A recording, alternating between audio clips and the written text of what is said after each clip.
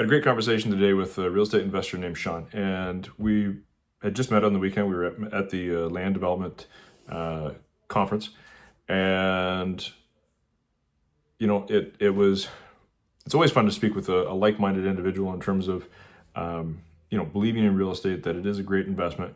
We also understand that there are issues in the industry that no investment is perfect all the time, but when it comes right down to it, people need a place to live. So it's just a matter of figuring out, okay, how do we help the most people? And the conversation today, it kept coming back. And if you've watched any of my videos before, you know that I'm a big advocate, a big proponent of the MLI Select program. And I really hope people don't miss out on this. My conversation with Sean, and basically what I was telling him, was that I believe that come June, that there will be major changes to that program. And it may not be a name change, they may still have the program, but ultimately they tweak. So they get overweight in one aspect of it, they automatically change to other aspects.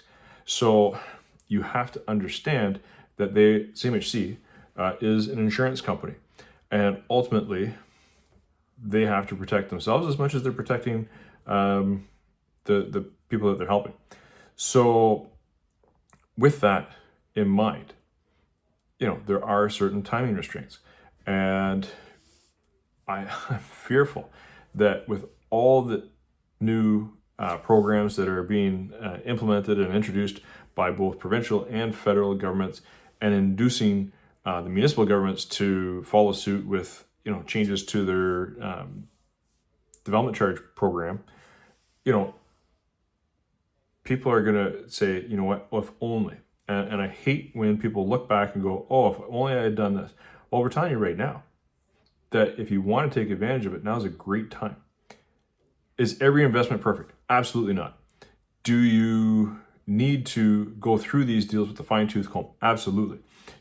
Should we bring in lawyers, accountants? 100%. And some of our first clients,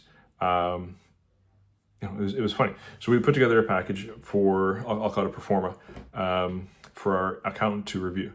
And it worked out great, because they went through it and they said, these numbers are good. We said, okay, well, we wanted to make sure they weren't too good because they look pretty good. And, he did a lot of work with clients that were involved with land development and that sort of stuff. So we said, we want you just to really hammer down on these numbers and make sure that they're legit, so that when we give them to investors, that they actually we can stay true to our word. So he went through and loved it. So, and this is all pre-COVID, but went through and came back to us and said, okay, who are you giving these numbers to? Like, do you have investors? Like, what's going on? Well, it ended up that he himself stepped forward and invested.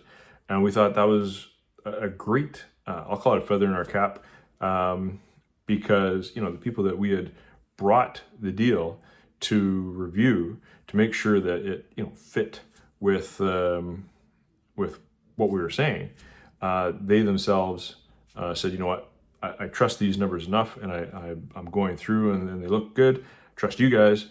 Let's move forward. And we did a great job for them. I think they made a little bit better than 100%, but it took just over a year. So it ended up that they, I think it was 98% annualized return on the investment. Now, not every investment is going to do that, but ultimately, when we look at investments, we don't enter into a deal where we're not going to make some sort of double-digit returns for our investors. And everything's projections. But we work really hard to be able to stand behind what we're putting forward.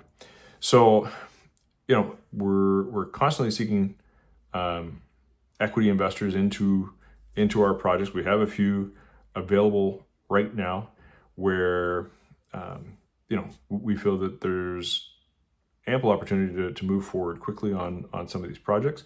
So if you know anyone that is interested in that sort of thing, but it's all because, and again, this is compressing the timeline on these things, we want to make sure that we don't miss out on the MLI Select program as it stands right now.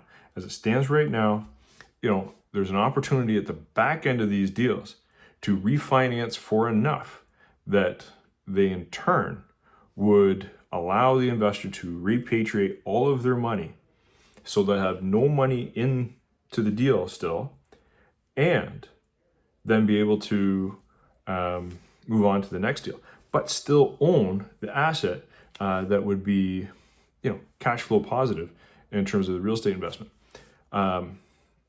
Again, doesn't work for every deal, and we're very selective as to where we're looking and that sort of stuff. But when you have the provincial government and federal government coming out and saying, listen, we're going to make sure that municipalities cut their development charges to a more reasonable rate, and we're going to reward those municipalities by assisting and funding their infrastructure projects. Again, it allows us to say, hey, these are the types of returns or these are the type of incentives that will allow us to move forward in a profitable manner. And don't think for a second that profit is a bad word. We want to make sure that all of our investors are profitable, because they are putting their money up for risk, and not every project goes 100% to what was designed. So we work really hard to make sure that the investments are profitable, and work really hard to keep within the time frame of what we lay out in the first place. But right now, the mindset with municipalities is we need to move forward. We need to take advantage of the provincial, federal programs, and the Accelerator Fund is one.